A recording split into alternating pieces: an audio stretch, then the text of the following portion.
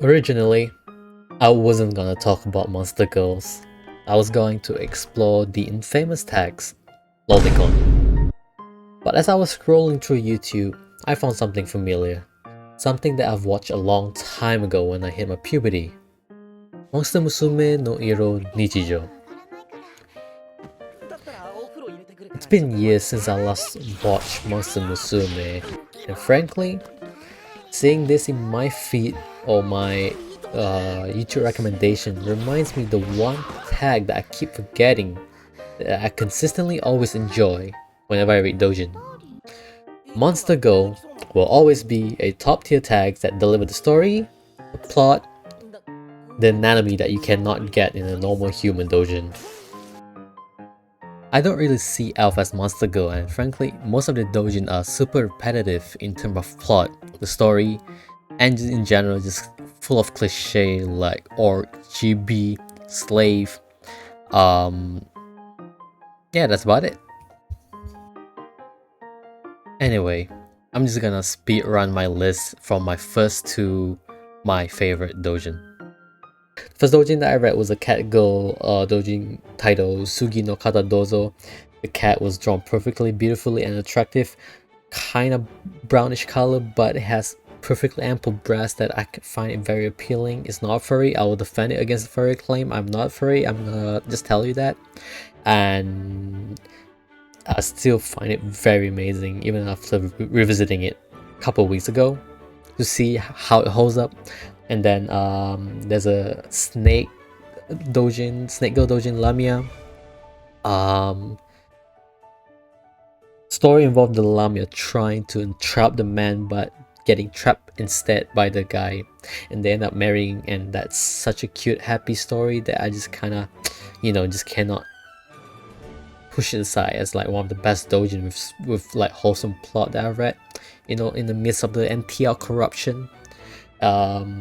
We have Frog Girl, that has a little sister-ish kind of adopted, yada yada, maybe that's a little bit into the mainstream, who knows. We have the Bad Girl, probably a little bit of smell tag, who knows, I don't remember. We have Ghost.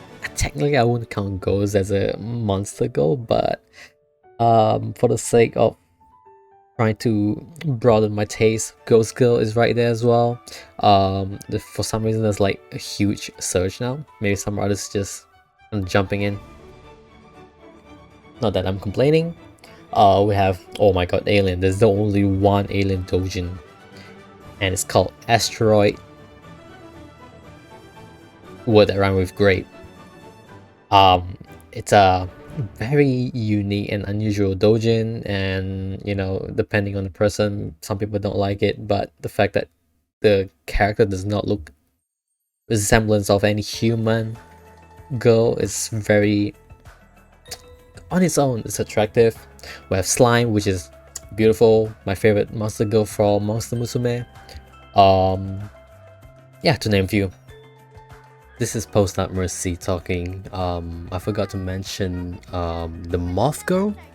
For those who aren't familiar, there is a multi-work Moth Girl series.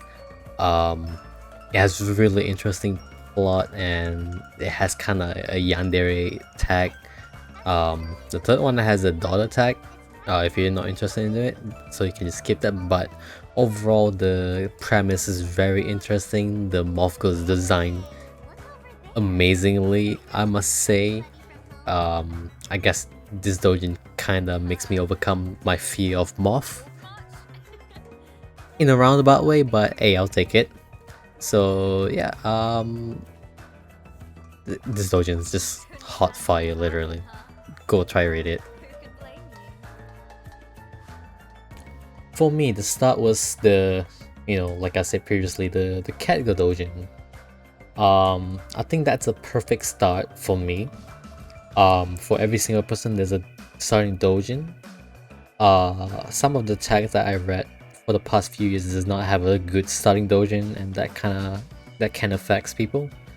But for me, Tsugi no Kata Dozo is really normal, surprisingly. some people might say it's a furry, but think about it from someone who's a little bit of like a normie trying to transition into this kind of role, a cat girl that doesn't have any configure, doesn't have any horse back half, doesn't have any snake lower half as well. It's a pretty good entrance, you know.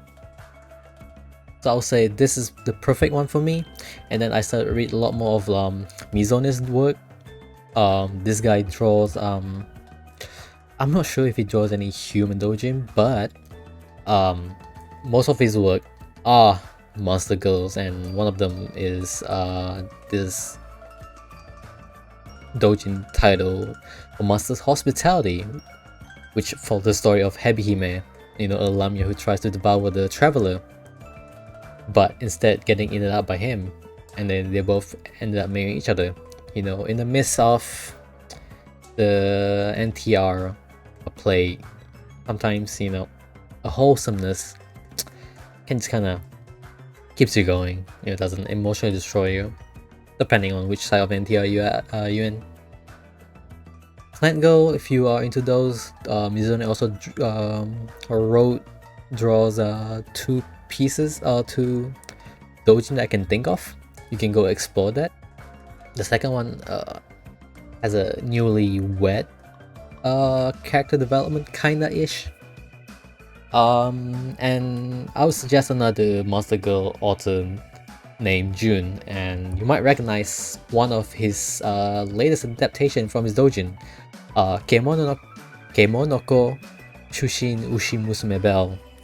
From what I remember reading, I don't watch, it's this big cowgirl with a shoulder. If you're not into shoulder, oh, that's fine. There's a lot of other work that doesn't involve with shoulder from this guy.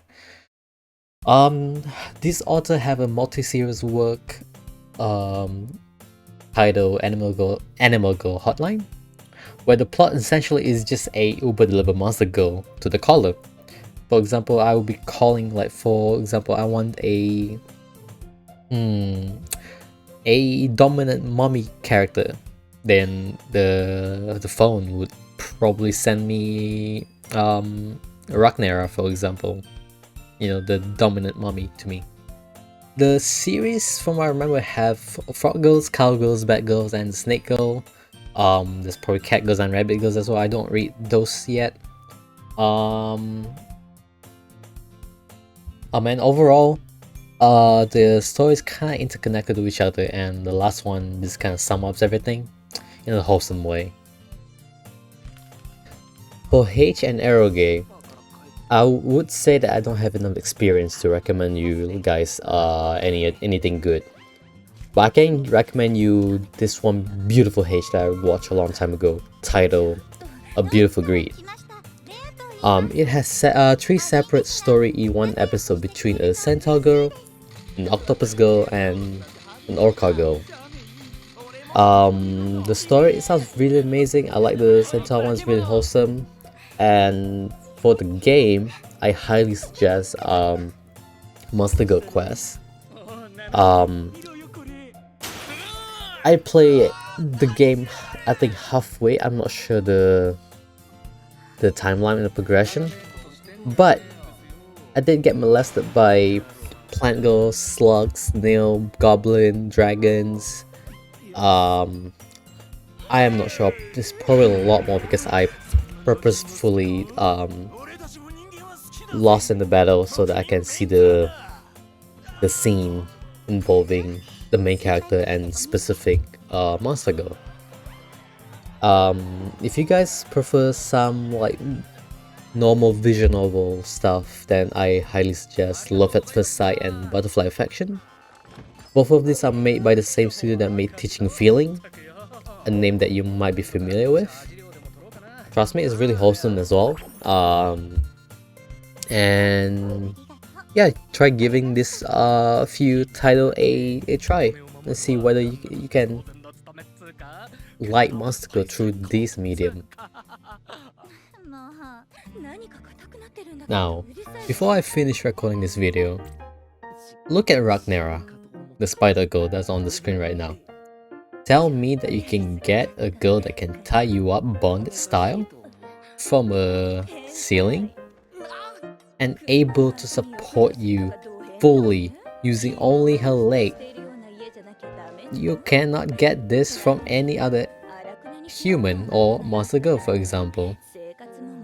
This might be my Ragnarok bias, but hey, if I can get a dommy mommy spider chick like Ragnarok, who's actually very caring as well, if you read the manga, I'm all for it, you know? This is why Monster Girl is best. Anyway, just leave a like and subscribe. I'll see you in my next topic.